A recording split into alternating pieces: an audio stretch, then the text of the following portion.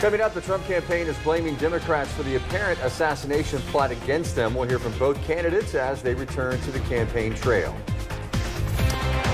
And it looks as though summer's in no hurry to leave. I'll have that details in your First Alert forecast.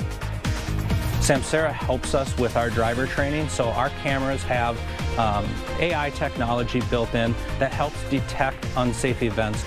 Plus, school buses in Minnesota add some high-tech help to keep kids safe. Heartland News at 5 starts now. Your First Alert station, KFVS 12. Heartland News at 5 starts now.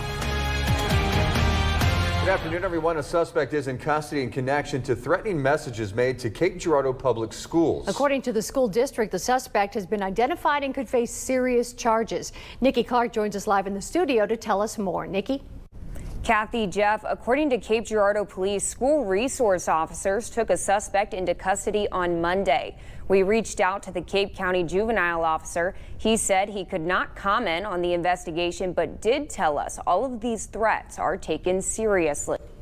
School officials say that suspect was quickly identified through the investigation. In a letter sent to parents, Cape Girardeau Public School leaders say that suspect will face serious charges. The district's officials say they will also continue to work with authorities to make sure anyone else who threatens any campus is prosecuted to the fullest extent of the law. They're asking anyone who becomes aware of any type of school threat to report it to school administrators or local law enforcement.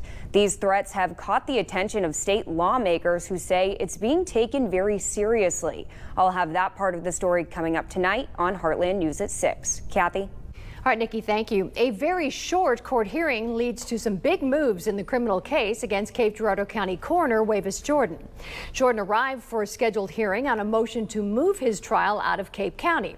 But his attorney quickly announced they were withdrawing it and asking for a bench trial rather than a jury trial.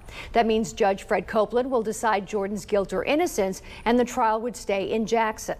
Copeland granted the request and asked attorneys for both sides to provide available dates so he can set that case for trial. Well, as we take a look at the next 5 days, those high temperatures, it was pretty warm out there today. It's going to get at or slightly warmer than that over the next few days. As you can see, we've got temperatures getting into the lower 90s. A few clouds making their way in over the weekend may help temperatures come down just a tad. Plus, relative humidity is going to come up as well, so the air mass will not be as dry, so the temperature swings between night and day will not be as great. Now, we are dry out there on First Alert Doppler Network. These are all, they're not really ground clutter. We're just picking up the bugs and the birds and the dust in the air right now. Clear, sunny skies out there with that northeasterly fetch of wind across the area.